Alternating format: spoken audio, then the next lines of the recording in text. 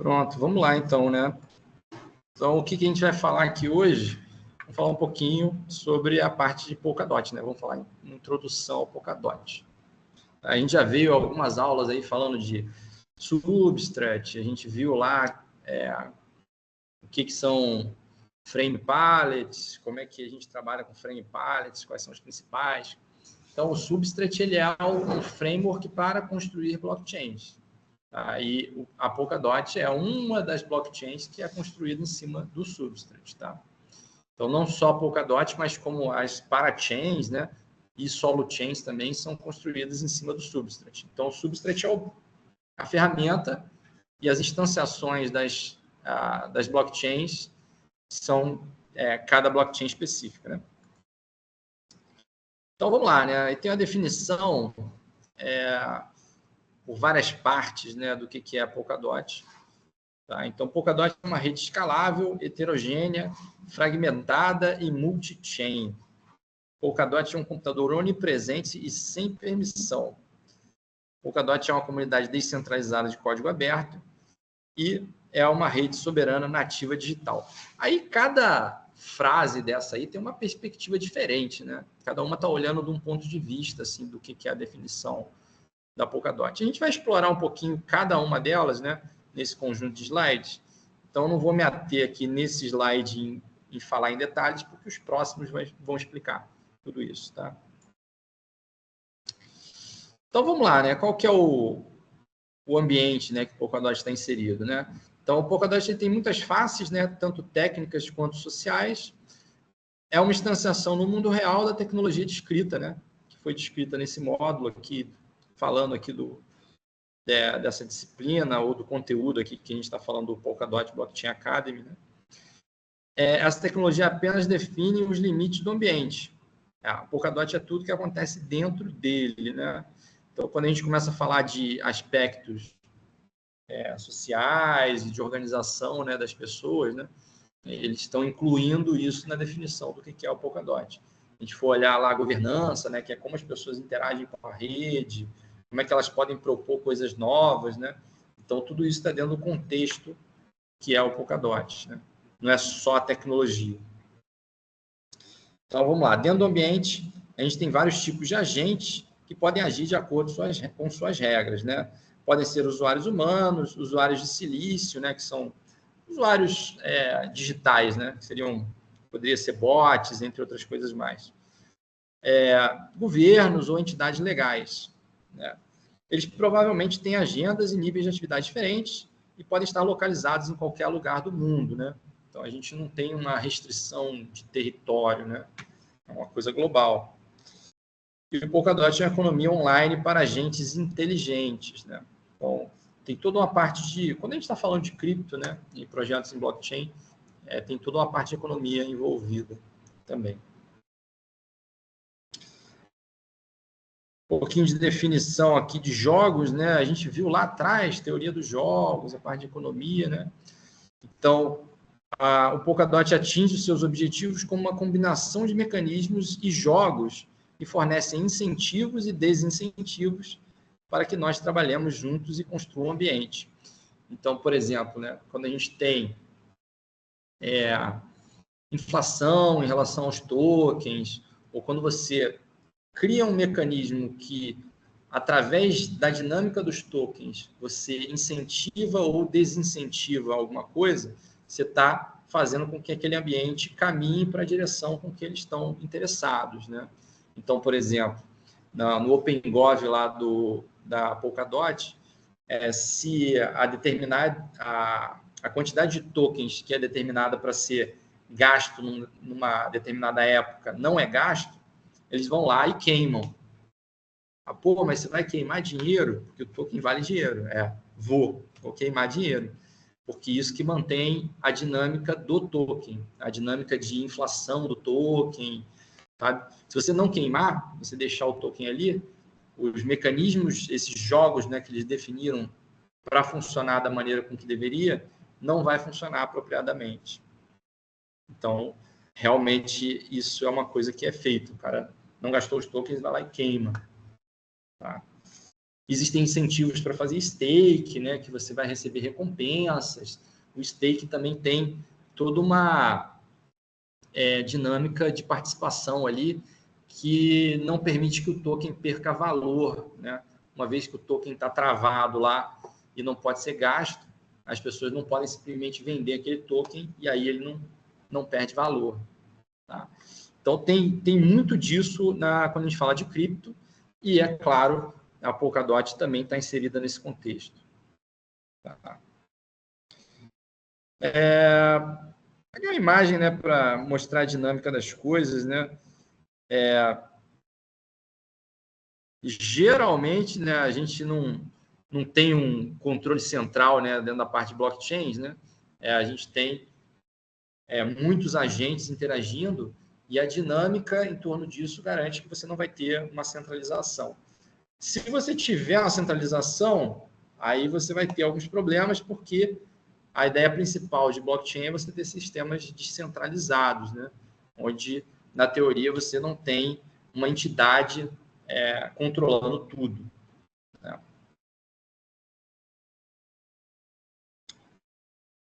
Então, o que são os objetivos aí do ambiente da Polkadot de uma forma global, né? A gente tem um consenso global seguro em tempo real sobre os estados do sistema. Você tem diversos agentes, né? Você tem diversos nós da blockchain, e eles têm que chegar a um consenso em qual é o estado do sistema, né? Isso de forma global, segura e em tempo real. Tá? Uma coisa complexa, né? Transações sem confianças, né? Que isso aqui traduz para trustless, né? Você não precisa confiar no outro lado para fazer a transação. Quem te garante a confiança é a própria blockchain, o mecanismo da blockchain. Resistente à censura, ou seja, você não consegue desligar, ou, por exemplo, se um governo quiser ir lá e desligar aquela blockchain, ou desligar uma determinada aplicação dentro da blockchain, não consegue fazer. Né?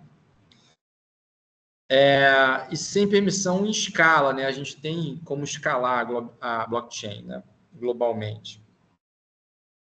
Governança explícita em toda a rede e coevolução, né? Então, tudo é feito, todas as decisões importantes, né? Ou todas as decisões que vão alterar a rede, elas são tomadas em público através de um mecanismo de governança que envolve votações dos stakers, né, do token. Então, quem é o holder do token, ele tem poder de decisão em cima de como a blockchain vai evoluir. Computação programável geral e com segurança total, né? A gente tem como programar as coisas que vão rodar dentro da blockchain e aquilo pode rodar de uma forma segura. Tá? Interoperabilidade segura e com confiança minimizada entre processos. Aqui a interoperabilidade é entre as blockchains do ecossistema da Polkadot. Tá? Se você for ver assim, cara, a Polkadot tem interoperabilidade com qualquer outra blockchain? Cara, não tem. Tá? A gente tem mecanismos de interoperabilidade, mas que quando você está na rede da Polkadot entre as blockchains é uma coisa tranquila. Tem um XCM, você consegue mandar uma mensagem de uma rede para outra, tudo. Agora, quando você vai olhar para fora com outras blockchains, aí é outra história. Porque geralmente a gente precisa de bridges, né? De pontes, né? Para você poder interagir com outras blockchains. E nem sempre essas pontes estão disponíveis, né? Hoje em dia, eu acho que tem uma ponte, né, que estava sendo construída, acho que já está disponível, que é a Snowbridge, que é a ponte com Ethereum. Eu acho que já tem uma ponte com Ethereum da Polkadot.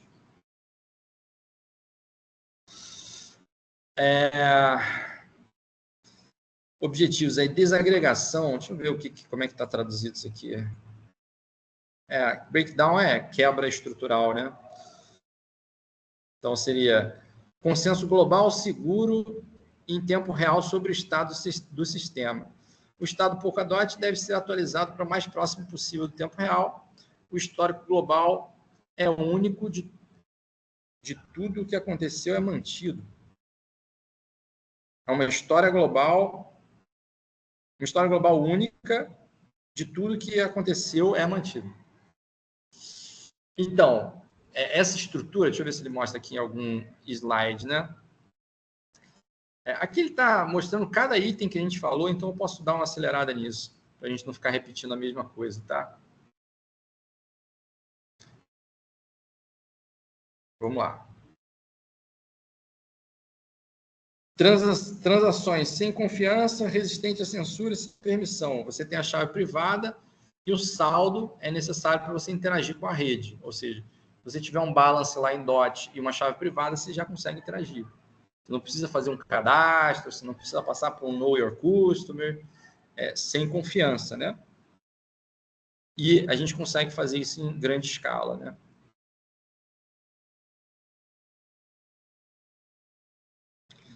A parte de governança, né, que eu falei, né, os stakeholders governam e desenvolvem a rede explicitamente. A parte de programação, a gente consegue alterar não só smart contracts na rede, mas o próprio núcleo da rede, a gente consegue fazer alterações nele. Então, a gente consegue alterar o comportamento da rede também, o que em determinadas redes é um pouco difícil, né?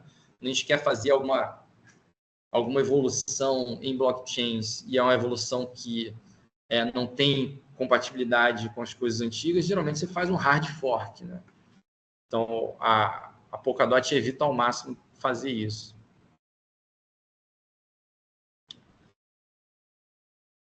A gente já falou também, eu já fui dando explicações, a gente pode ter a comunicação entre as blockchains do ecossistema da Polkadot. Aí vamos lá, vamos falar de outras partes, né, da rede. Validadores, né? Toda blockchain tem os nós validadores, né, que são os nós que verificam se as transações dentro do bloco são íntegras em relação ao bloco, né, a proposta de bloco, e inserem o bloco na rede. Tá? Então, os validadores eles fazem uma parte importante na Polkadot, como fazem em qualquer blockchain. Tá? Então, eles são incentivados para fazer coisas como colocar transações de usuários em blocos e contribuir com outras atividades, mas podem optar por não realizar muitas dessas tarefas. Eles são severamente punidos por fazerem seu trabalho de forma explicitamente errada, ou seja, hoje em dia, né, o mecanismo de consenso mais comum que a gente está tendo é o Proof of Stake. Antigamente não era, antigamente era o Proof of Work. Tá? Mas hoje em dia, o que o cara faz? Né? Eu quero ser um validador da rede, eu vou lá e faço um stake de uma determinada quantia daquele token específico e deixo ele lá parado na rede. Tá? É claro que o stake ele rende, né? Porque se você for falar de dinheiro parado ali, você estaria perdendo dinheiro. Mas ele rende e você está colocando aquele stake ali como garantia que você vai fazer ações de forma correta para o validador.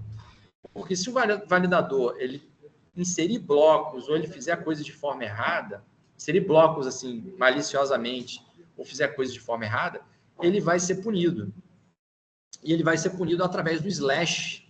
Vai ter um slashing do stake, ou seja, ele vai perder o stake dele, ou uma parte do stake dele. Então, ele coloca o dinheiro lá como garantia que ele vai trabalhar de forma honesta. E aí, se ele não trabalhar, ele é punido. Se ele trabalhar de forma honesta, ele recebe recompensa. Tá? Então, essa que é a dinâmica, né? Para a gente incentivar a gente ter validadores na rede. Tá? Então, os jogos funcionam desde que haja validadores suficientes fazendo o seu trabalho e não se comportando mal. Porque o que acontece? Esses algoritmos aqui são algoritmos de consenso. Ou seja, você tem que ter um determinado quórum concordando sobre um determinado estado para que a rede aceite aquilo como válido. Então, isso leva a um problema que é haver um conluio entre os validadores. Então, cada rede tem uma cota ali, né?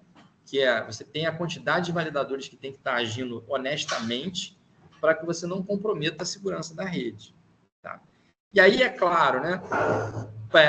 A rede ela é mais segura se você tiver mais validadores na rede, porque é mais difícil você montar esse conluio.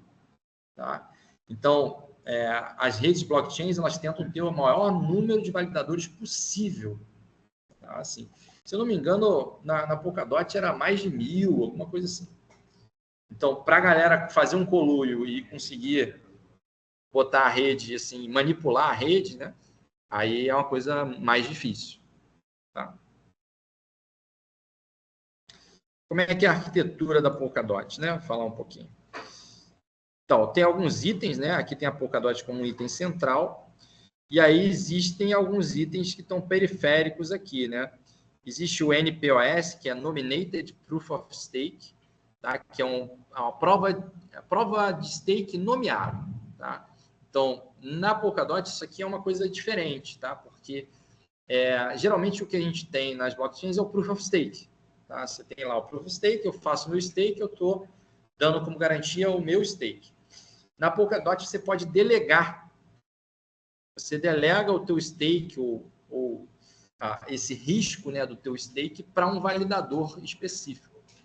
Então, você pode ser staker e falar assim, ó, eu estou delegando o meu stake para esses validadores aqui. Tá? E aí, o que acontece? Isso tem um lado positivo, porque você começa a ter mais gente agindo na rede para que as validações aconteçam, né? Os usuários estão como se eles emprestassem esse stake para os validadores, mas tem o seu risco também, que é você não ter... se você nomeou, né, um staker, né, e ele agir de forma desonesta, você também é slashed, né? Você tem a punição junto com o validador. Tá? Então, você tem que saber quem é que você está nomeando e tem que estar confiando naquele cara, porque se ele agir de forma desonesta, você vai entrar pelo cano também. Tá? Então, isso aqui é para garantia dos validadores e a segurança da rede, né? Tem o Nominated Proof of Stake. Aqui existem as parachains, tá? Que é o seguinte, a Polkadot é o que a gente chama de uma relay chain. Ela é uma rede que ela encaminha ou ela valida as mensagens de outras pessoas. Então, ela não está ali para gerar as mensagens. Ela está ali para garantir a segurança e interoperabilidade de outras redes que rodam dentro do ecossistema da Polkadot. Então, por exemplo, né? Acho que uma das parachains mais conhecidas da Polkadot é a Moonbeam. A Moonbeam ela é uma blockchain que roda Solidity, né? Ela é EVM compatible, ou seja, você pode fazer deploy lá de um contrato, né? Solidity. Só que por baixo o que está rodando ali é um substrate. Tá? E quem está garantindo a segurança da rede é a Polkadot. Ou seja, quando é gerado um bloco lá na Moonbeam, é validado ele dentro do ecossistema da Polkadot e é feita uma ligação desse bloco inserido lá na Polkadot. Tá? Por último, tem a parte de governança, que garante você ter a configuração e evolução da rede. Né? Então, hoje, o mecanismo de governança mais conhecido aí do Polkadot, o que é o mais atual, é o OpenGov. Né? Então, você entra lá no OpenGov, você pode fazer propostas e as pessoas votam nessas propostas para você poder evoluir a rede ou até fazer projetos com essa rede. Tá? Então, vamos lá. Né? Os validadores são feitos para fornecer a execução precisa para os processos implantados no Polkadot. Esses processos definidos como código WebAssembly são coloquialmente conhecidos como parachains, né? Ou seja, cada parachain é como se fosse uma aplicação, que é o que a gente chama de app chain. É uma rede que roda uma aplicação específica. Tá? E essa rede tem o código dela, tá? Que pode ser executado, né? E é executado pela relay chain. Tá? O Polkadot dimensionado compartilhando a carga de validação dessas parachains entre muitos validadores. Então, você tem os validadores da Polkadot e aí você faz uma seleção de quais são os validadores que vão validar cada parachain. Tá? O diagrama da Polkadot, que é muito conhecido e desenhado por aí, é esse cara aqui. Tá? Então, o que isso aqui está representando, né? Eu acho que tem um detalhes aqui, fica mais fácil de ver. Você tem a Relay Chain, que é esse ponto central aqui, essa bolinha, tá? Que é a blockchain da Polkadot, onde cada parachain se liga nessa Relay Chain. Tá? Você tem um conjunto de validadores que é selecionado para trabalhar com a parachain específica, tá? E a parachain específica tem o que eles chamam de collators. Tá? Os collators, eles são validadores não confiáveis, digamos assim. Tá? Então, por exemplo, se para você inserir um bloco na rede, você precisa que alguém execute as transações, coloque isso tudo num bloco e forneça para a Relay Chain ver se isso está ok e inserir na rede. Então, esse é o trabalho dos collators. Tá? O collator, ele vai lá, é o primeiro nível de processamento. Né? Ele vai lá, o collator roda, gera o estado da rede, gera um bloco, uma prova de validade daquele bloco e manda para o validador e fala assim, ó, valida aí, vê se está tudo ok. Se estiver tudo ok, ele vai lá e insere na rede. Tá? É assim que funciona. Então, a escalabilidade da Polkadot, ela é dada por essa divisão. Tá? Então, imagina o seguinte, geralmente, se você tiver uma rede blockchain sem sharding, né? Sharding é você pegar uma subparte da rede e essa subparte ela faz o processamento de forma independente, que é basicamente o que está acontecendo aqui. Tá? Se você pegar uma rede sem sharding, por exemplo, um Ethereum, todo mundo processa tudo, o que é uma coisa que não escala. Então, se a rede ficar com muita transação, todo mundo processando tudo, vai congestionar a rede. Tá? Então, o esquema de sharding da Polkadot é por AppChain. Cada AppChain tem a sua... Cada parachain, né, que é o que a gente chama de AppChain, tem o seu conjunto de validadores e tem os seus conjuntos de collators. Tá? E aí, por isso que ela escala. Tudo bem? Existem outras formas de sharding, tá? Se você for olhar em outras blockchains, né? Existem esquemas de sharding por localidade, até para diminuição de latência de rede, esse tipo de coisa. Por exemplo, você pode pensar numa blockchain que você seleciona os validadores por localidade. Tá? Tipo, validadores no Brasil, validadores da América do Sul. Qual que é o risco disso? Né? Se você selecionar por localidade e se todo o processamento daquela localidade é feito, por exemplo, dentro do mesmo país, você tem chance do país ir lá e desligar aquela parte da rede. Tá? Porque aí está tudo sob o controle daquele governo, ele vai lá e manda desligar. Né? Então, a maior parte das blockchains não gosta desse esquema por conta disso. Tá? Essa tradução aqui está sinistra. De Relay Chain, ele traduziu para a corrente de relé. Caramba, cara. É Relay Chain, né? A Relay é você repassar alguma coisa, né? Então, a cadeia de transmissão é o hub do Polkadot, ou seja, a Relay Chain ela é o hub, né? Ela fica naquele ponto central, fornecendo os principais jogos que os validadores jogam. Ela é construída com o substrate. Tá? Notavelmente, a funcionalidade de cadeia de relés, ou Relay Chain, né, é minimizada com a expectativa de que as funcionalidades mais complexas sejam transferidas para as partes menores críticas do sistema. Ou seja, essa parte aqui do meio vai fazer o mínimo possível, só vai validar os blocos, inserir os blocos, ver se está tudo ok. O processamento mesmo, eles esperam que aconteça em cada AppChain, ou cada parachain. Isso tudo para garantir a escalabilidade, segurança e assim vai. Então, o que tem na Relay Chain? Né? Tem a parte de governança, tá? Então, mas isso está mudando aí para parachain, né? A gente pode ter as governanças em cada parachain também. Estacando é staking, né? Deve ser. Staking, estacando. Staking é você guardar, né, ou você segurar, né, os tokens numa determinada rede para você poder receber recompensas. E essas recompensas, elas basicamente elas impedem ali, né, você deixar aqueles tokens ali, impedem que o token diminua de valor, né? Tá. Você tem a parte de registro, scheduling, né? Registro, agendamento e avanço das parachains, né? Tá? Então, elas se registram, você pode ter novas parachains e você pode ter evolução das parachains que já existem. Isso é feito na Relay Chain. Comunicação entre as parachains, né? Que é uma coisa que a gente vai ver na aula que vem, que é o XCM.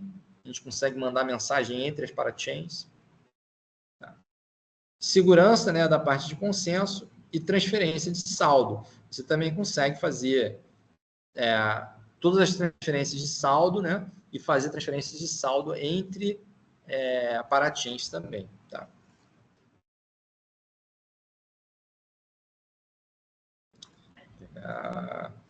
Então, os jogos da Relay Chain, né? Aqui ele não traduziu. A Relay Chain consiste em 2 jogos principais, né? O consenso da Relay Chain e o consenso das parachains. Tá? Esses jogos são facilitadores de todas as atividades da Polkadot. Então, como é que é o Relay Chain como é que é o Relay Chain como é que é o consenso da Relay Chain, né? Ele aumenta e finaliza os blocos da cadeia de retransmissão, que é a Relay Chain, composta apenas por blocos válidos, ou seja, alguém já validou aquele bloco e disse que o bloco está ok. Tá? Os validadores colocam a pele em jogo na forma de tokens, ou seja, aquilo que eu falei, bota o stake lá, mas se fizer a coisa errada, vai sofrer slashing. Tá? Os validadores são incentivados a criar novos blocos de cadeia de retransmissão. Tem um algoritmo lá que se chama Baby para fazer isso. Tá? Os validadores são incentivados a votar para finalizar os blocos recentes da cadeia de retransmissão. Também tem um algoritmo para chegar nesse consenso, chama Grampa. Tá? Os validadores são incentivados a incluir transações de usuários em seu bloco de cadeia de retransmissão. Tá? Ou seja, o cara recebe recompensa para isso, né? Para ele rodar. Quando você fala, eu vou colocar a transação do usuário no bloco, ele tem que rodar o código que o usuário mandou ele executar, para ele saber qual é o estado que a cadeia vai chegar e ser capaz de calcular o estado do bloco para poder inserir o bloco na cadeia. Tá?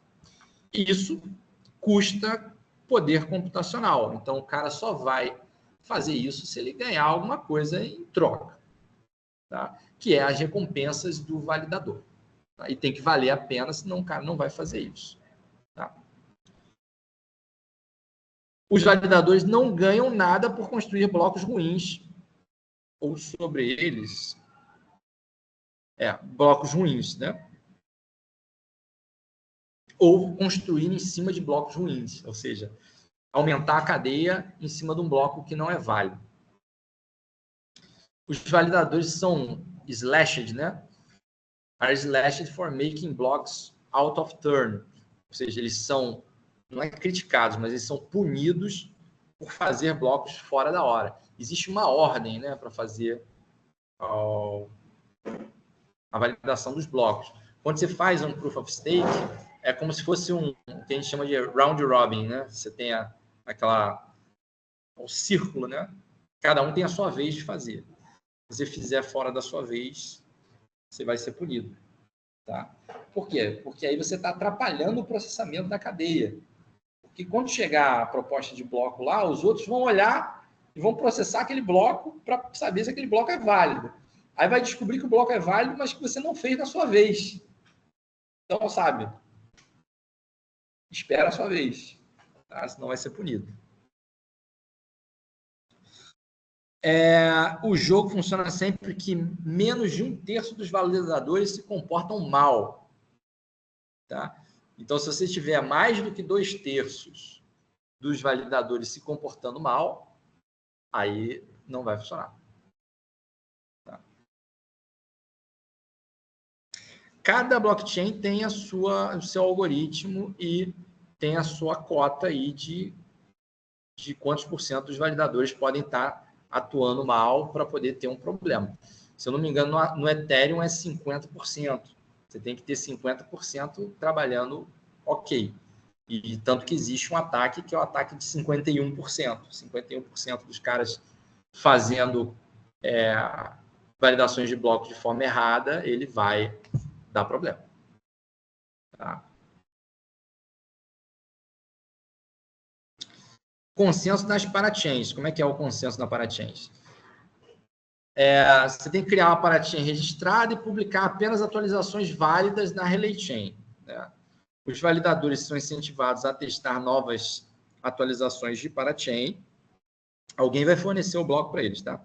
Qualquer validador que fizer o próximo bloco da Relay Chain inclui algumas atualizações de parachains atestadas. Ele vai olhar ali o que vai chegar da parachain e vai colocar lá, né? Os validadores são slashes, né, cortados, se atestam atualizações incorretas na parachain. Incorreto significa não de acordo com o código WASM da parachain. Tá? Os validadores verificam o trabalho um dos outros para iniciar o procedimento de corte. Ou seja, sempre que o jogo tiver menos de 1/3 dos validadores se comportando mal, ele funciona.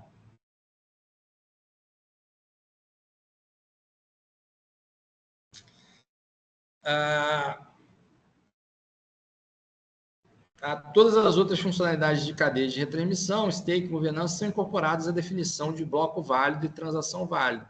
Por quê? Porque no Substrate essas coisas funcionam de uma forma muito homogênea, né?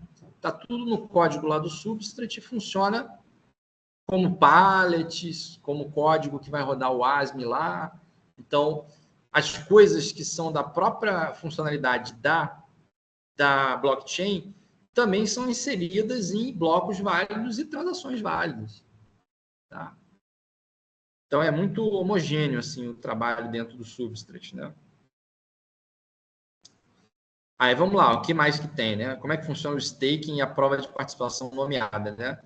À medida que a Relay Chain avança, ela opera um sistema para selecionar e acumular capital através dos validadores. Né? A conta do Polkadot pode emitir uma transação nominate, ou seja, nomear um determinado validador que um determinado staker suporta. Você vai falar assim, eu estou nomeando esse validador aqui. Tá?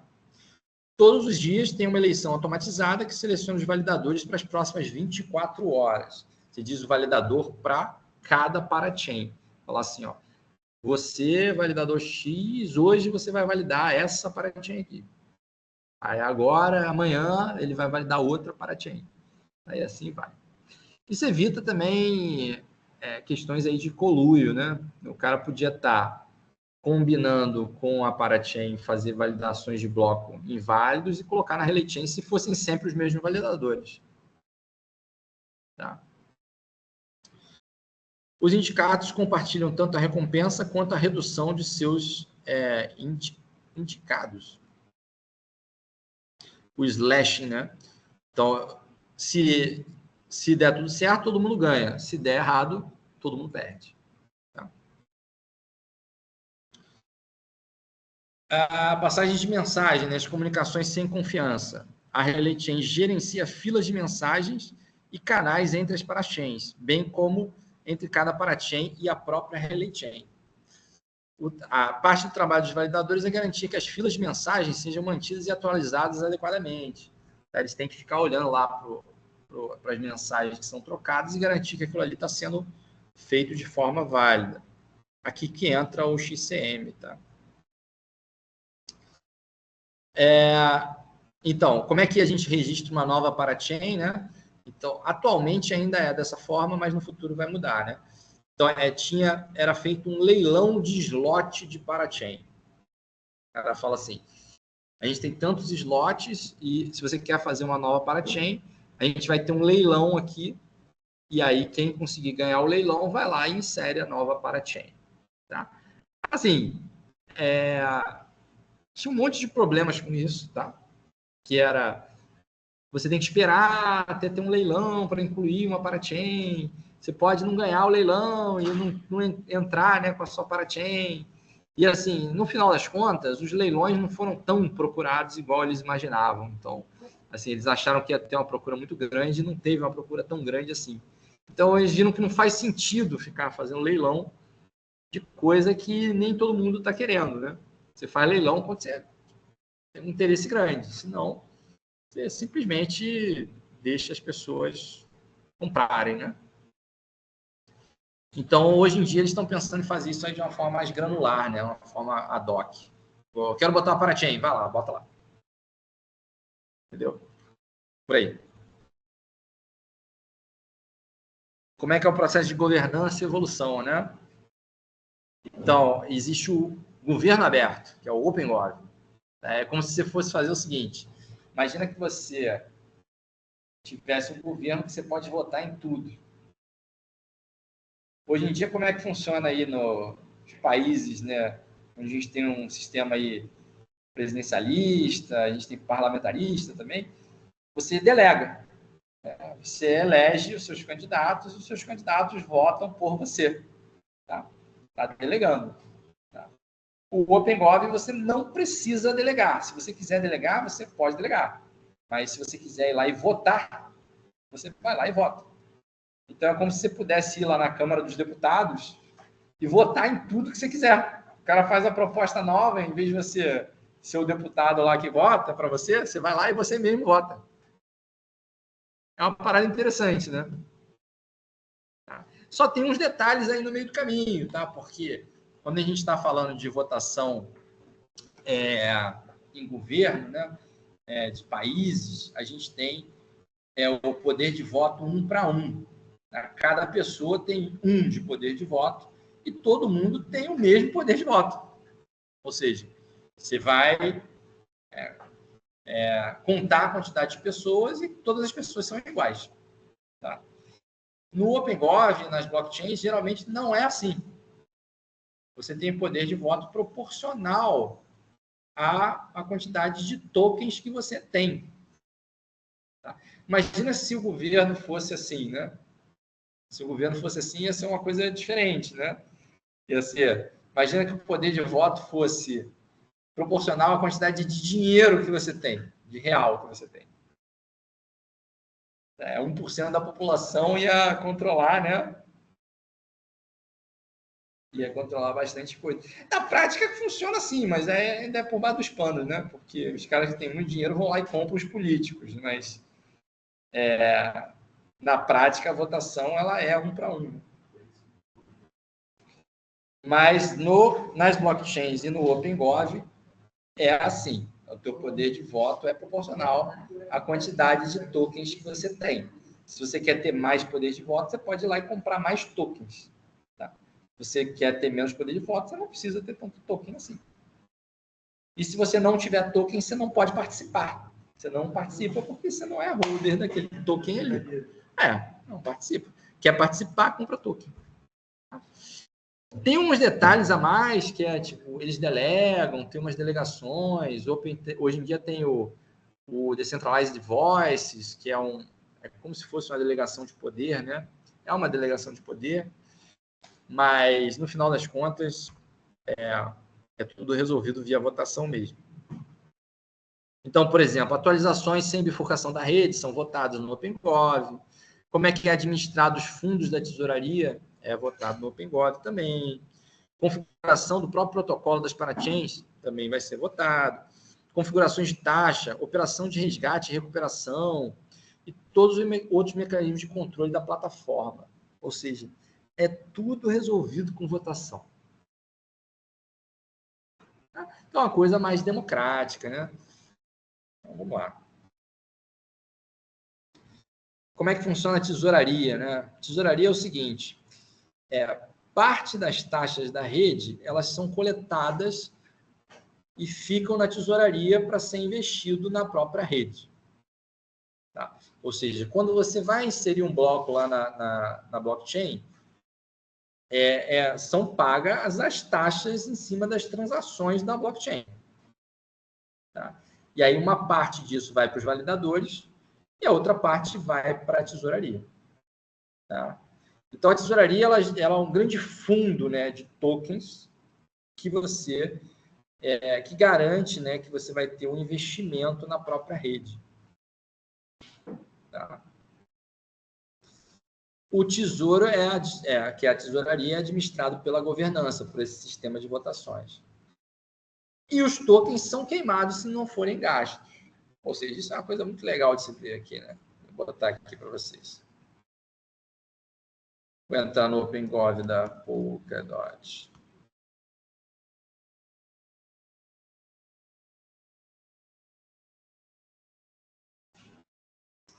Caramba. Me dá o link. Vou rolar a página inteira. Vamos ver aqui, ó. Polka Assembly. O OpenGov. Isso, vai entrar, você já vai ter direto um dashboardzinho aqui, ó, que vai te mostrar quanto que tem na tesouraria hoje em dia, né? Tem 109 milhões de dólares. Tem bastante dinheiro, né? Então, como é que está distribuído isso aqui? Tem 17 milhões de DOTs, que é o token nativo. Na Polkadot, tem 4,77 milhões de DOTs no Asset Hub, que é um outro, vou dizer que é uma rede paralela, né? Mas é uma rede que você vai guardar tokens. Tá? Então, e tem 5 milhões de USDC, que é o Circle, né? E tem 4,3 milhões em USDT, que é o Tether, tá? Que são stablecoins pareadas no dólar. Tá? Todas essas duas. Existem os spend periods, que são períodos aí de, acho que 24 dias, né? E esses períodos você tem uma quantidade de tokens aí que ou você gasta ou você queima, tá? Então, durante esse período ali, você tem, por exemplo, a próxima queima são 170 mil DOTs, que é o equivalente a 780 mil dólares. Então, se você não gastar, ele vai queimar. Tá? Então, esse é um incentivo para fazer projetos e assim que as pessoas gastem, porque se não for gasto, vai jogar fora. Não é bem assim, não é botar qualquer projeto. Se você jogar qualquer projeto, se você for ver as votações aqui aqui embaixo tem um monte de votações, né? E você tem votações que são rejeitadas, por exemplo, aqui funciona por tracking, né? E aí tem lá cada track, né? Big Spender são as coisas que são mais caras, né? Que tem faixas de valor, né? E se você for ver, ó, a quantidade rejeitada aqui. Esse cara propõe e é rejeitado. Então não é só porque vai jogar fora que eu vou fazer qualquer coisa também, entendeu? Não é assim. Às vezes é melhor jogar fora do que ficar fazendo coisa que não vai dar em nada. Mostra, tem a proposta, você vai lá ver tudo direitinho. Tem aqui a proposta, tem os links das discussões, tem aqui como é que foi o percentual de votação. Então, nesse aqui foi 75% negado, 24% aprovado. Tem aqui a votação no tempo, ó. Como é que foi a votação no tempo? A linha verdinha é quanto que estava de aprovação. O cara tem uma meta aqui, ó, a cumprir no tempo, né? Ele tem que estar acima dessa barrinha verde para ser aprovado. E tem a barrinha embaixo, que é o suporte, que ele tem que estar acima da barrinha vermelha. E aí, nesse caso aqui da votação, o cara não conseguiu. Fala. Funcionando todos os pesos depois, aí vira a maioria simples, né? Depois de colocar todos os pesos... Não é exatamente assim, não. Porque dependendo de cada track que você tem uma curva aqui. Tá. Então, tem curvas que são diferentes. Não é a maioria simples, não. Tá? Então, por exemplo, para essa Big Track aqui, no último dia, que é o dia que seria mais tranquilo, tem que ter 59,7% de aprovação do poder de voto. E ainda você ainda tem que ter um suporte ali de 0,06%. E tem umas continhas para fazer dessas coisas. Tá? Então, cada track tem uma curva diferente. Tá? Se você for ver, esse aqui é o Big Spender, né? Vamos ver o outro. Tem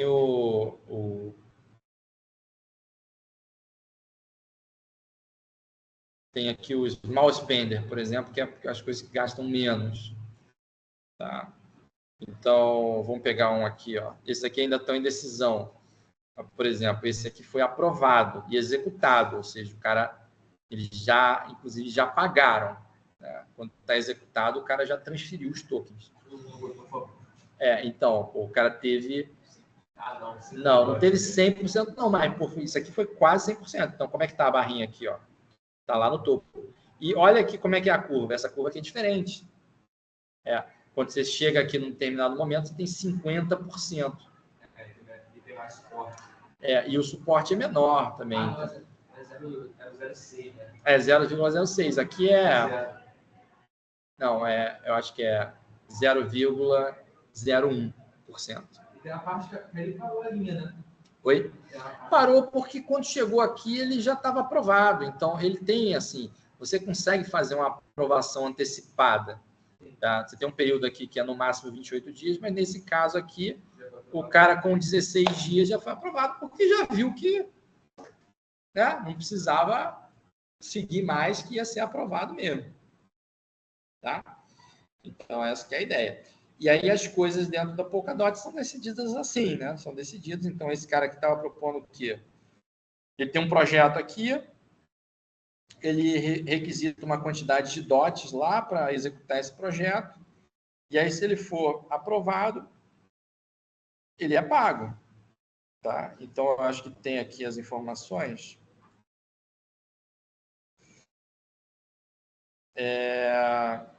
Quanto que o cara está pedindo aqui? Aqui foi a votação, cara, teve a votação muito boa, né? E em algum lugar ele tem que dizer aqui a quantidade de DOTs que ele está pedindo. 2.000 e poucos DOTs. Mas isso aqui, eu acho que o DOT está 4,60, alguma coisa assim. Isso deve dar aí uns 8.000, 9.000 dólares. Alguma coisa assim. Vai para a carteira dele. A tesouraria transfere para a tua carteira. Que é basicamente como fazer transferência de dinheiro. Tá? Então, assim, aqui é assim que funciona a parte de governança. Tá? A tesouraria. É claro que, assim, tu tem um projeto aprovado, tu tem que fazer, né? Então, se você não fizer, aí provavelmente não vai ter mais coisa aprovada pela tesouraria, porque que você tem que fazer um projeto e mostrar que fez, né? Você não pode simplesmente não fazer, sabe? Pois é. Então, é isso aqui, né? Os tokens são queimados se eles não forem gastos, né? Então, a intenção da tesouraria é pagar as pessoas para ajudar o desenvolvimento da própria Polkadot. Conforme os tokens são queimados, isso cria uma pressão para financiar projetos públicos. Tá? Aí tem outras coisas, né? O fellowship, que tem o technical fellowship, né, que eles falam. Então, existe uma comunidade de desenvolvedores que, para determinadas coisas da rede, eles que vão votar. Tá? Então, assim, coisas do núcleo da rede, tá? Então, é votado pelo fellowship. Eles fazem a definição técnica da rede por meio de RF6, né? Então, eles colocam lá, né, o RFC, né? E como é que ele funciona, para isso ser discutido e votado, né? Então, é isso, né? Só revisando aqui, né, quais eram os objetivos, né, do Polkadot. É um consenso global, seguro, em tempo real sobre o estado do sistema, né? Você vai ter a participação aí da Relay Chain no consenso entre as parachains, tá? Vai finalizar e inserir os blocos na rede. As transações são sem confiança, né? E permissionless, né? Em escala, né? A gente viu o esquema de sharding da blockchain, que é a por app chain, isso que vai garantir a escalabilidade. Existe a governança explícita e da evolução da rede, através do OpenGov e da tesouraria. Existe a computação programável geral, né, com segurança total, né? Então, você tem muita flexibilidade para trocar o código, não só dos smart contracts, mas como da própria parachain e algumas coisas da relay chain também. Existe interoperabilidade entre as parachains, né? E tudo em escala, né? Que é a proposta de valor da Polkadot. Então, eles querem de uma coisa pequena, né? Partir para uma coisa que é uma coisa grande, né? Aí tem as discussões filosóficas, né? Toda blockchain passa aqui por essa discussão, né? Que é o trilema, né? Da escalabilidade da blockchain, né? Que a gente tem esse trilema aqui que é se você consegue dois desses lados aqui, um outro lado é prejudicado, né? Então, o trilema de escalabilidade da blockchain é em relação à segurança, o quanto custa atacar a rede, né? Quanto maior a rede, mais difícil de atacar ela. Escalabilidade, quanto trabalho a rede pode fazer. Teoricamente, quanto maior a rede, menos ela é escalável, né? Teoricamente. E descentralização é o quão descentralizada é a rede, né? A gente quer que ela seja grande para que ela seja muito descentralizada. E aí você precisa de esquemas tecnológicos para você conseguir escalar, dado esse trilema.